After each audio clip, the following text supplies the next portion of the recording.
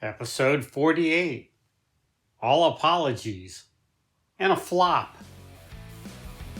Alright, sit back, relax. The 10-minute off-road podcast is about to begin. I'm thinking about opening a restaurant called Karma. Yeah, there's no menus. You get what you deserve. Alright, welcome to the 10-minute off-road podcast. Podcast for the off-roader with a short attention span. Why 10 minutes? You know, I don't know. It's a good question. If you know, how about you let me know? Man, that was a stinker. I could do better than that, but not today. I'm not. All right, so welcome to the show tonight. Man, I feel like I've been on hiatus for a year. I usually keep 2 or 3 shows ahead, and then I just didn't do anything for the longest time, and now I'm behind a little bit. I'm not going to bore you with the details, but Nicky G's personal life is colliding with his extracurricular activity, I guess you could say. Anyhow, I don't have much time these past few months, but things are looking better. We're getting back on track. I want to have time for wheeling and for you guys. Even my YouTube channel has been suffering greatly. And I would say I apologize, but I hate those sniveling people that apologize all the time. You know, sometimes Nicky G's just got to take care of Nicky G first. I'm sure everybody understands. But anyhow, get back on track, checking out my episodes. 44 is missing completely. I have it edited and archived, but I guess I just didn't post it. It's not on YouTube. It might be on Anchor. I haven't looked for it. So if you're looking for episode 44, that's a cruel, sick joke. It's not existent. Episode 45, I didn't proof. I just posted it, which every time I've done that, I bit myself in the butt. But there's audio playing over the audio.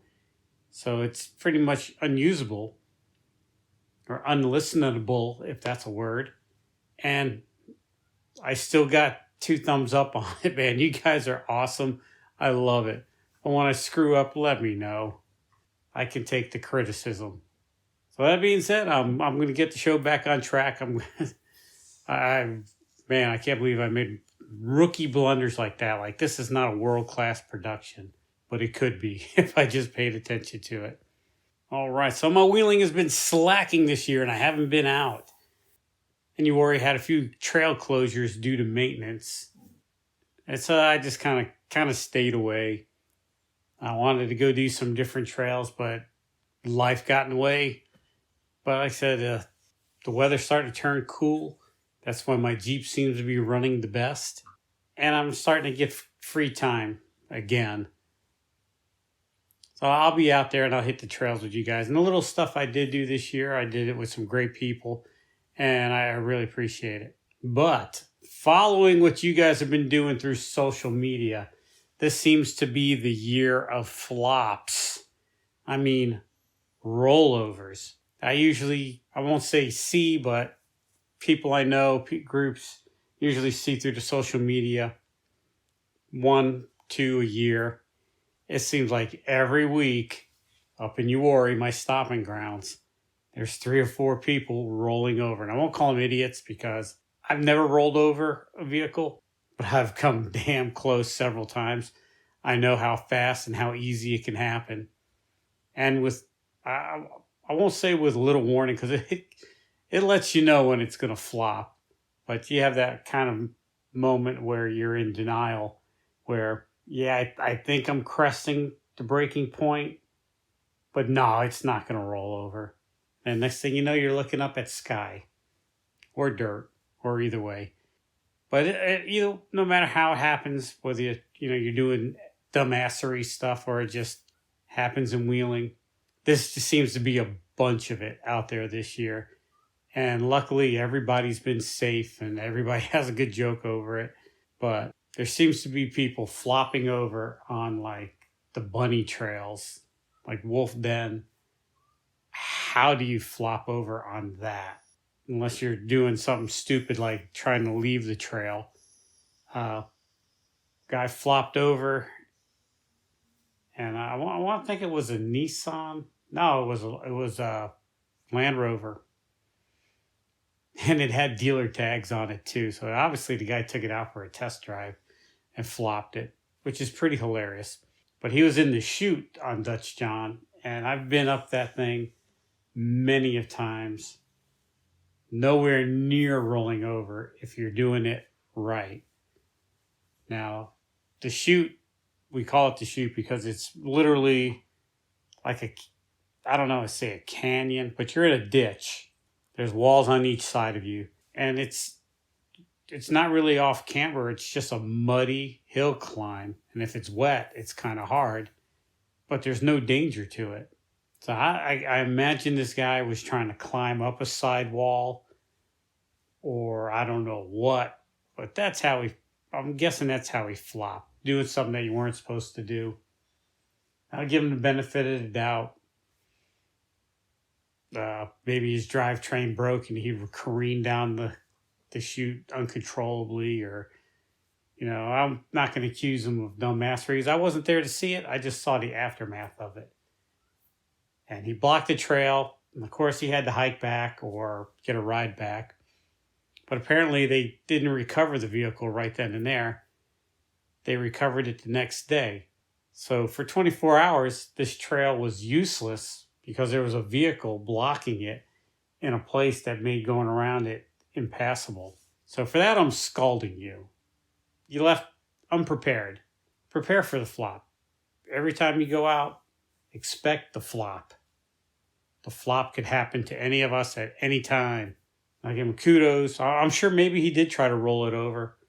Have the gear. And if you don't have the gear, wait by your vehicle patiently. Unless you require medical assistance, then by all means, go get it. But sit and wait by your vehicle. You're blocking the trail. Somebody's going to come eventually and move you out of the way.